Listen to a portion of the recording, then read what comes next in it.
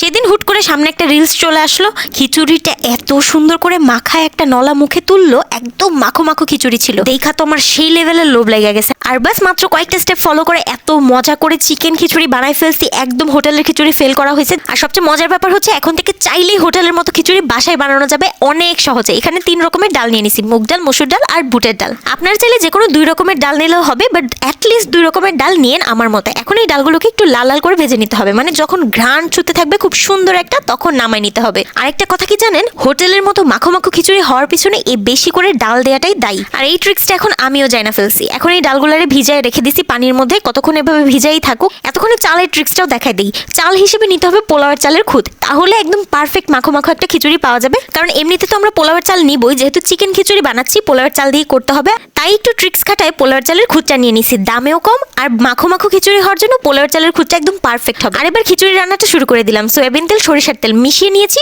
চাইলে সরিষার তেল দিয়ে পুরো খিচুড়িটা রান্না করে নিতে পারেন। এর মধ্যে কাঁচামরিচ, পেঁয়াজ, আস্ত গরম মশলা একটু ভেজে নিয়ে দিয়ে দিচ্ছি চিকেন আর আলু।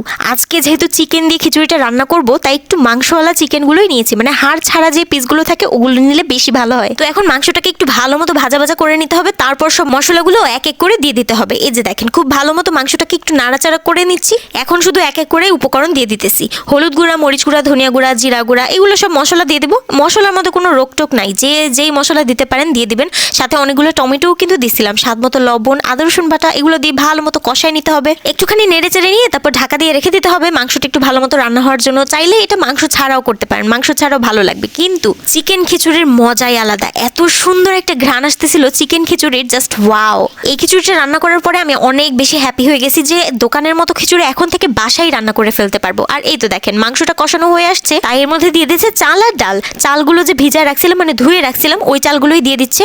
আর ডালগুলো যে ভিজায় রেখে দিয়েছিলাম ভাজার পরে, ওই ডালগুলো দিয়ে দিল। এবার খুব ভালো মতো এই জিনিসটাকে একটু নেড়ে চেড়ে ভাজা ভাজা করে নিতে হবে। চাল ডালটা যত বেশি করে ভাজতে পারবেন ততই ঝরঝরা হবে আমাদের ভুনা খিচুড়ি। এটা তো আমরা সবাই জানি, তাই না? আমি ছোটবেলা থেকে খিচুড়ি রান্নার এই একটা ট্রিক্সই শিখছিলাম, যেটা আমার এখন পর্যন্ত মনে আছে। আর পানি দিতে হবে চালের দ্বিগুণ পরিমাণ, যাতে শুকায় একদম ভুনা ভুনা একটা ভাব চলে আসে। তো এই পর্যন্তই আম্মু পানিটা দিয়ে খুব ভালো মতো একটু নেড়ে চেড়ে ঢাকা দিয়ে রেখে দেবে। একটু পর ঢাকাটা খুলে আম্মু একটু নেড়ে চেড়ে দিচ্ছিল। আমাদের খিচুড়িটা হইতে এখন বেশি সময় আর লাগবে না। দেখেন রান্না হওয়া কিন্তু অটোমেটিক স্টার্ট হয়ে গেছে। আর তারপর লাস্ট আম্মু একটু ঢাকা দিয়ে রেখে দিছে। আর ট্যান ট্যান, খিচুড়িটা রান্না হওয়ার পরে আপনাদেরকে দেখাই নিলাম কি সুন্দর একটা কালার আর ঘ্রাণ, যে কি পুরো ঘর মোহ মোহ করতেছিল।